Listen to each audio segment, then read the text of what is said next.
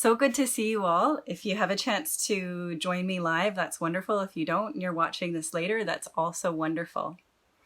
So today I'm going to share with you something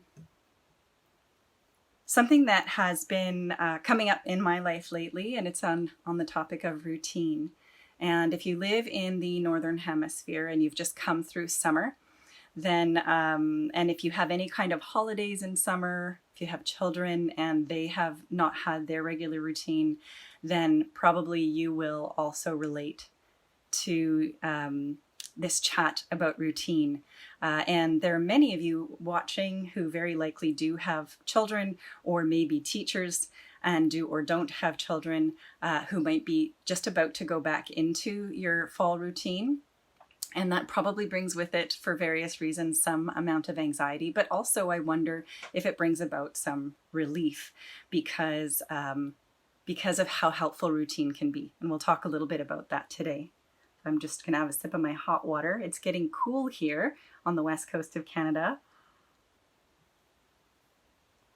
And so let's begin with something that I've liked to integrate as a routine when I am sharing like this with a group of people. And that is to begin with a little bit of breath awareness and a mantra, the Guru Mantra. The Guru Mantra is from, or Guru Mantra, is from the Ayurvedic tradition. It may also be from the yogic tradition. I learned it from my Ayurveda teacher. So let's just come into a comfortable seated pose, whether you're watching live or later. Come into your seated pose or lay down if that's easy for you, feels better. Become aware of your breath.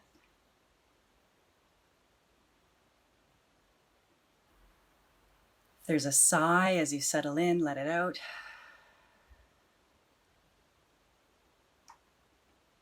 And I'm going to say a mantra, chant a mantra, the Guru Mantra. And this mantra, so you can sort of feel into this intention of the mantra as I chant it. The intention of this mantra is to bring forth the Guru inside you, so that the teacher within you.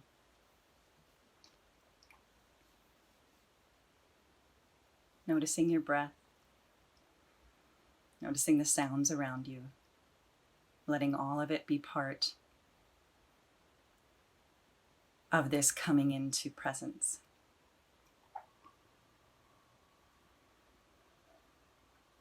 Guru Brahma, Guru Vishnu, Guru Devo Maheshwaraha, Guru Sakshat Parabrahma Tasmai Shri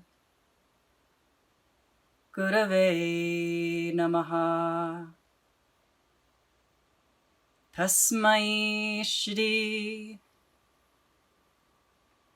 Gurave Namaha.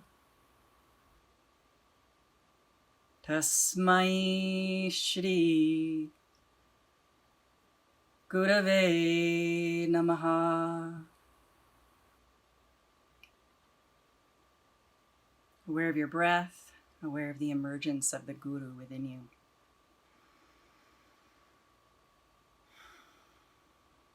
When you're ready, let the eyes blink open.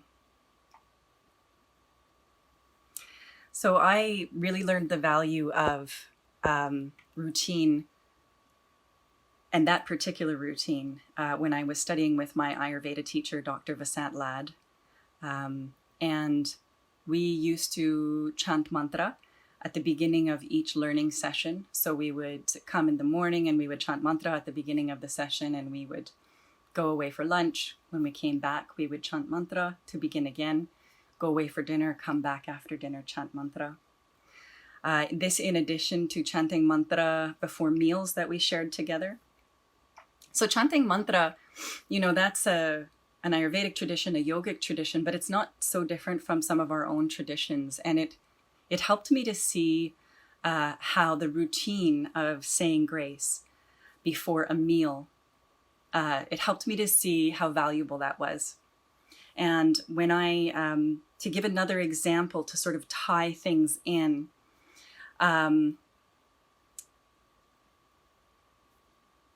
performance or a practice like that, we have routines around these things.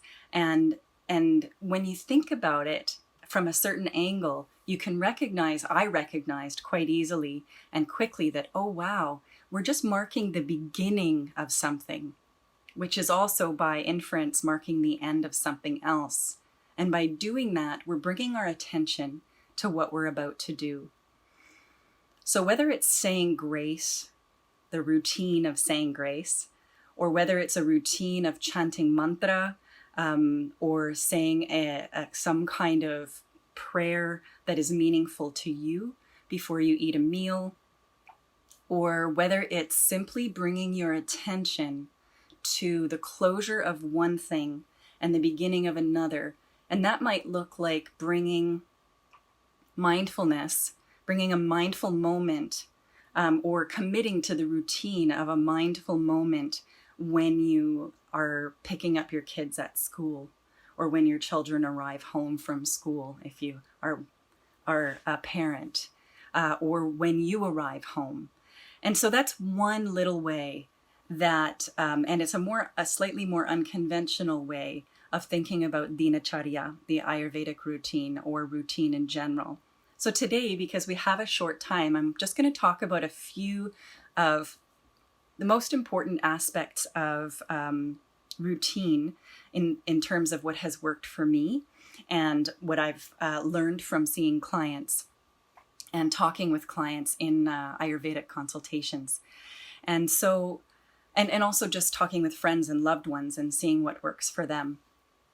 So I asked the question, what's the value of routine? I just finished an intensive, very intensive, full-time, almost 2-year program to become a registered massage therapist. And in BC, in Canada, we have the highest education in that, which has its pros and cons. It's a very intensive program to become a registered massage therapist here. Like I said, full-time, 2 years. I just completed that. And there were a lot of trials in terms of the difficulties with that. However, the one gift that it offered me was routine. And so for those of you who maybe have a weekly routine with work, sometimes we can dislike that because 5 out of 7 days might feel like too much. But then if you go to periods in your life where you don't have routine, you probably really quickly see how challenging it can be to feel good when our routine is then suddenly thrown away completely. So that's one type of routine. But what I want to talk about today are some of the little things that I've brought into my life that have really enhanced my experience of my mind and my body on a daily basis. So one of the things that does come from the Ayurvedic daily routine, the DINACHARYA, is the practice of having something that you do when you first wake up, before you even get out of bed. So a few examples, and these are things that I do. One of the things I do before I even open my eyes is that I do an eye exercise, and you can try it with me now if you'd like. Closing your eyes. Look up, look down, look left, look right. Do a clockwise motion with your eyes all the way around, and a counterclockwise motion with your eyes all the way around. Bring your eyes back to center. And then this is a second practice that I've integrated. You know this one probably. Hands together, rub, rub, rub, rub, rub, rub, rub, rub, rub. And I'm doing all this before I even open my eyes in the morning. And warm hands on your eyes. And sometimes I put the warm hands on my eyes first, and then I do the eye exercise. Eyes up, eyes down, eyes left, eyes right. Once clockwise, once counterclockwise. But you just do the eye exercise once. Notice your breath. And as I'm resting here and the warmth on my hands is fading away, I thank whatever powers may be. I give thanks for another day of life. I give thanks for the opportunity to live another day. So this is a routine that I have integrated, and I don't remember it every day. It took me some time to integrate it. And you might like one of those practices, and you might have another practice that you really like.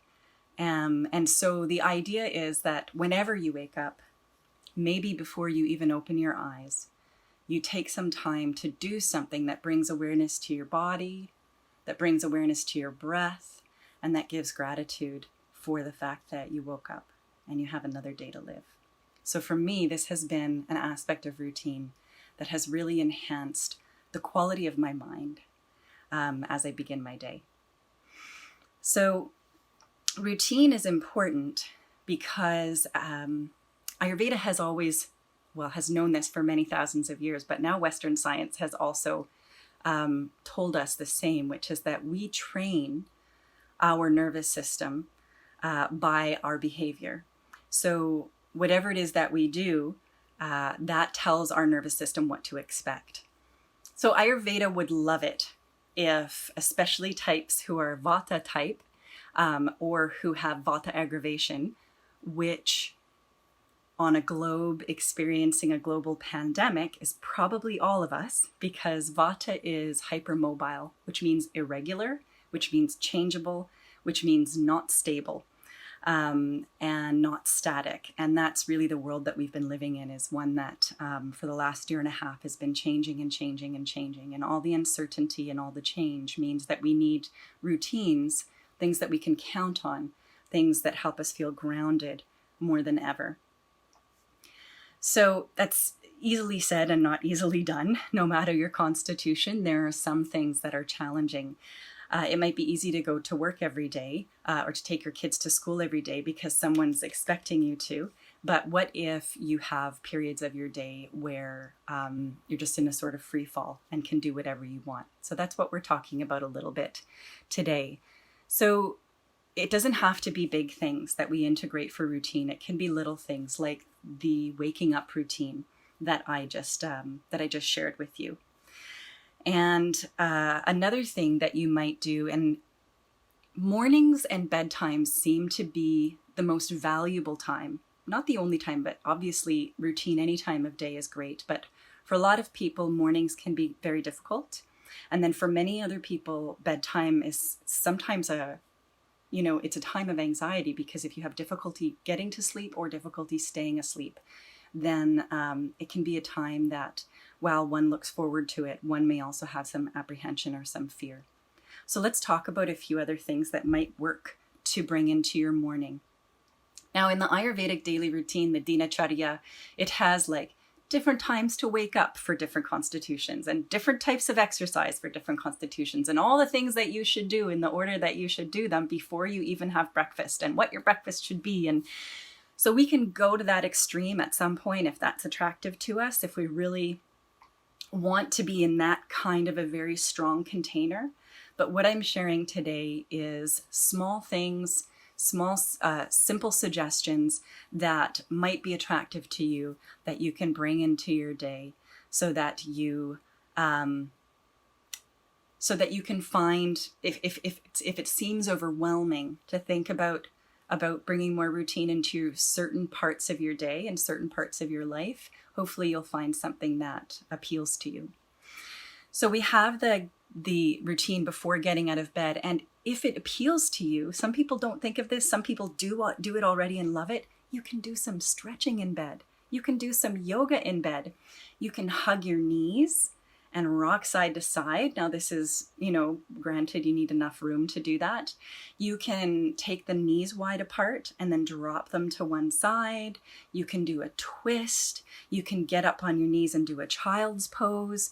So if you find it difficult to do movement or yoga on certain days or on all your days, if you don't do it before you get out of bed, think about doing it in the morning before getting out of bed a little bit, and or in the evening when you get into bed. And suddenly we get maybe a little bit more yoga, or a little bit more stretching, or a little bit more self-awareness in. So yoga in bed, that's another suggestion that I have to bring into your daily routine, possibly, if that works for you. Other things that can assist us in setting the tone, and that's why morning routines can be so important, are so important, is that they set the tone. I remember a time, and maybe you can relate, when I used to wake up and the moment I got out of bed, there were way more things on my to-do list than I was ever going to get done. And the day felt like a process of rushing and disappointment. Rushing to do more things than I could realistically do, and then disappointment because I didn't get them done.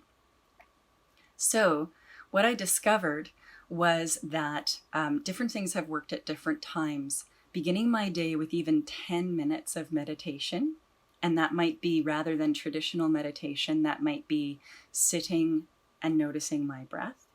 It might be doing a pranayama practice.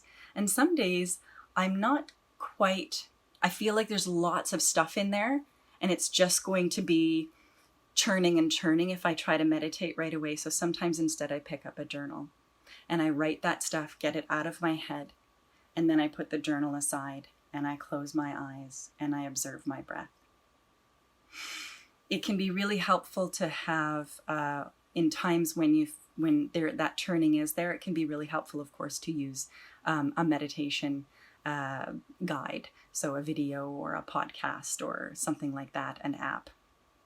So, these are things that we've already thought about, but a big part of integrating these routines is being realistic about what has worked for you in the past, what you've been successful with in the past, and what you haven't been successful with. So be thinking about that, and then think about how you can bring these things into your day in a way that works with things that you're already doing. So as an example, my morning routine, as I was saying, I do the morning routine with my eyes and I'm grateful for the day. Sometimes I'll do a little bit of yoga in bed. Then I get up and I set the kettle to boil. I do, the bathroom things, the brief bathroom things, brush my teeth and so on. And then I get my beverage ready to brew whatever it's going to be that day, tea or coffee or ginger tea getting boiling. And then I have my yoga mat. I try to keep my yoga mat out. And then while that is brewing, I go and do a bit of yoga. For a long time, I was doing specifically sun salutations, and then I decided I was just going to start doing whatever I wanted to do because I wasn't really looking forward to the sun salutations every day anymore. I also recognized that I had certain body aches that were starting to visit me every day, and a lot of sitting in school definitely contributed to that. So then I began to use that time. I boiled it down to something even simpler and said, okay, I'm just going to do pigeon pose on each side for 2 minutes. And that's all I'm going to expect of myself. So I think setting realistic goals, and goals that aren't just sort of arbitrary, but ones that come from self-reflection. So a big part of integrating a new routine successfully is taking a little bit of time to reflect on what it is that you feel you need and are lacking. Listening to your body. If every day, like me, you have, a knot in your right glute and your lower back feels a little bit, then let your morning routine of yoga address just that. Be really simple. I'm just going to do, my favorite forward fold, like a butterfly pose for 2 minutes. So being really realistic and really simple and really specific to your own needs can be the modifications that you need to make these routine implementations successful. Another thing that can work really well, if you have the opportunity, is to rope in a buddy. So if you have a child, a partner, a parent, a loved one a friend, which is a loved one, that is willing to do something with you. And it doesn't even have to be physically with you. So an example of how I have been integrating more yoga in my mornings, aside from the little bit of stretching that I've been doing, or movement that I've been doing when my tea or coffee are brewing, is that my sister, who you may know from the Your Yoga Flow platform, Ali Petrebka is my sister, and she's a guest teacher on Your Yoga Flow, so you've maybe done some classes with her. And so she and we have been committing to meet in the morning on Zoom. And we just say hi, and what are you going to do for your practice today? We just get a little idea, how long do you want to go? And we do anywhere from 15 to 45 minutes of practice.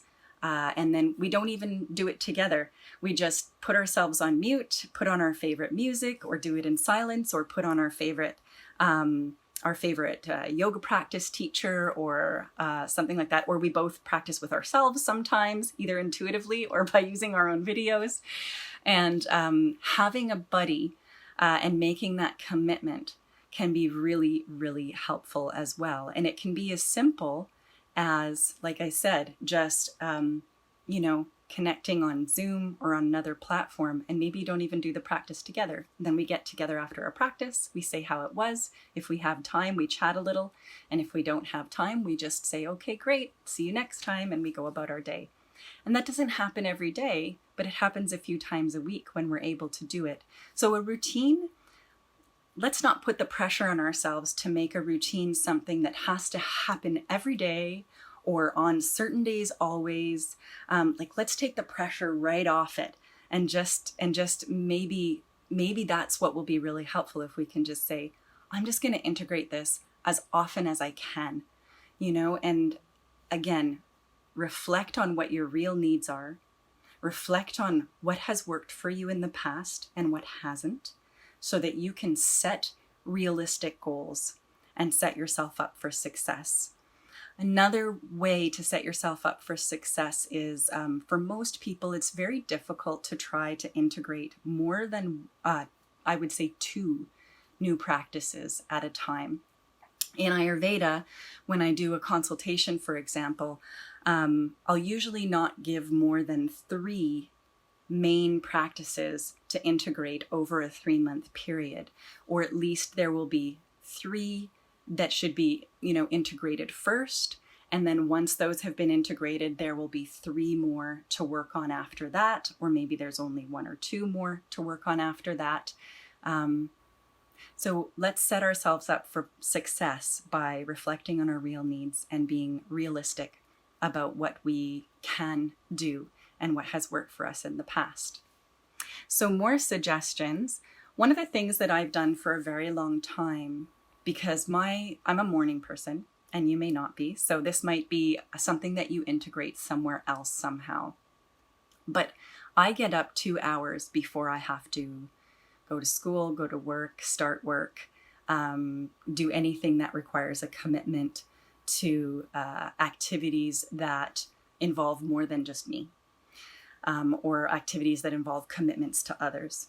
So if that means that I have to be somewhere at 7, I probably will get up at 5, because I have noticed that when I have that 2 hours to do a lot of these things I'm talking about with you right now, then I feel like a completely different person from the person that I am if I have, 45 minutes or 75 minutes. Then I feel like my life is just about getting ready for that activity that I'm going to, rather than my life and my day being about something more. So not everyone's a morning person. So what that might look like is, it might look like, 2 hours in the evening before bedtime. And it might mean, if you have a family, because I don't have my own children, it might mean having to talk about that need with your partner or with your children, and setting certain boundaries that might be very difficult to set. So once again, I don't want to suggest that any of this is easy. but that little by little, if we're realistic, we can integrate routines that will stick. And I know many of you have done that, because so many of you are, amazingly doing this program in combination with work, with being a parent, with being another kind of caregiver, with going to school. And so you all, frankly, inspire me all the time. And thank you for that. So I would love, we're not quite done yet, but in a few minutes we will be, and I'm going to talk a little bit about bedtime practices before that. But if you all want to share your tips with me under this post when we're finished, I would love that too. So bedtime routines, as I was mentioning before, can be especially important for those of us that have challenges with getting to sleep or staying asleep. And have a sip of water. It can be really tempting. It can be really tempting to watch a show right until you get tired. There's nothing wrong with that. If it works for you, fine, great, good. If you're sleeping well, you're falling asleep and you're staying asleep, then do whatever you like before bed. These tips are not for people who have no problem with quality and quantity of sleep. These tips are more for people who have those challenges. So for some people, it can be really beneficial to, the general recommendation is turn off your electronics an hour before bed. Well, for some people, that's just not going to be a thing that they're going to do or that they can do.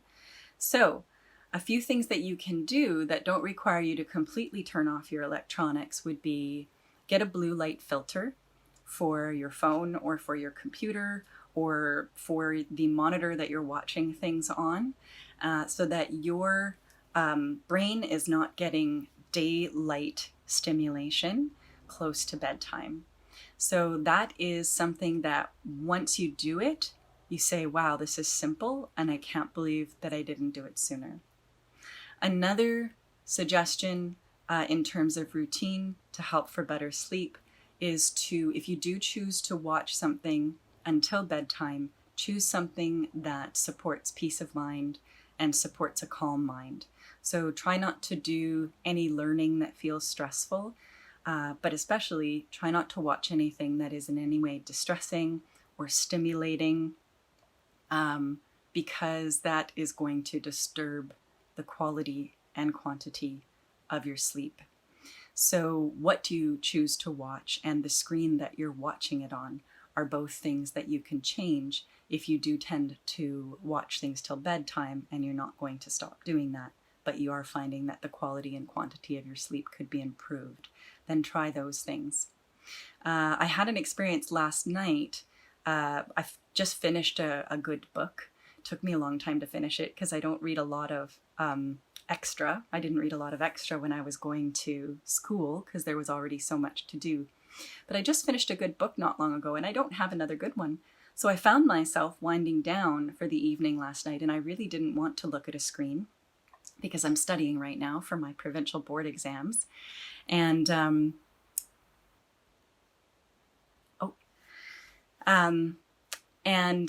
was just looking at a comment, but Micah or Mika, I'm not sure how to say your name. You could just rewatch the video once it's posted and you'll hear about it. So I found myself wanting to read, but I didn't have anything I wanted to read. So I don't know if any of you have had that experience, but you think, oh gosh, I don't even want to watch anything on a screen, but I don't have a book that I'm really excited about. Probably some of you don't have that challenge because I've seen what a lot of you read, and a lot of you seem very engaged and involved in your reading and have stacks of books. Part of the challenge is I don't have all my books with me right now because I moved to go to school and I didn't bring everything with me. Anyway, so have a good book.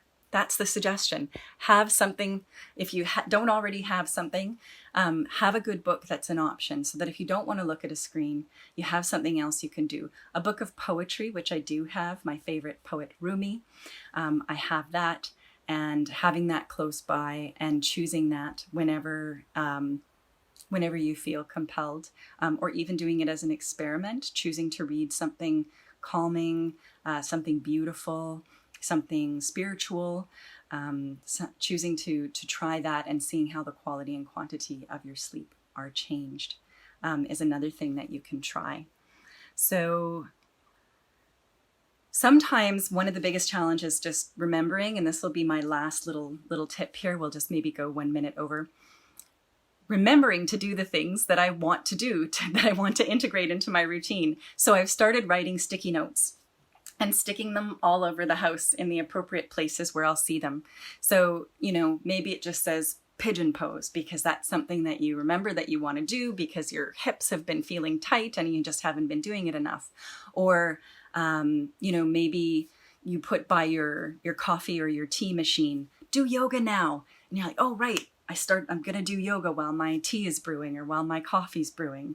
Or you put a little note beside your bed so that if you do open your eyes without doing your morning routine with your eyes closed, should you choose to do something like that, you remember right away, do your morning routine, do your eye exercises, be grateful, give thanks for another day. Or another little note might say, do yoga in bed, and you'll see it when you go to bed and you'll see it when you wake up. So sometimes the hardest thing about integrating new routines is remembering because they're not part of our routine yet. So that's it. That was a smattering of suggestions. I hope that something stuck out to you as something that might be supportive for you to start integrating. And I just want to remind you to take the pressure off. Try integrating one thing at a time, maybe 2 maximum. Maybe you can find a buddy to do one of those things with you. And if you have suggestions for me that have worked for you, and suggestions for our whole community, please put them in the comments underneath this post as soon as it goes up, which it will shortly. And if you have any questions for me, feel free to put them there as well. Just tag me in the question. I do Ayurvedic consultations. So if you're looking for support in that regard, feel free to add me as a friend, send me a message on Messenger, and we can set that up as well. So I wish you all a wonderful day, and I'll see you right here in the community.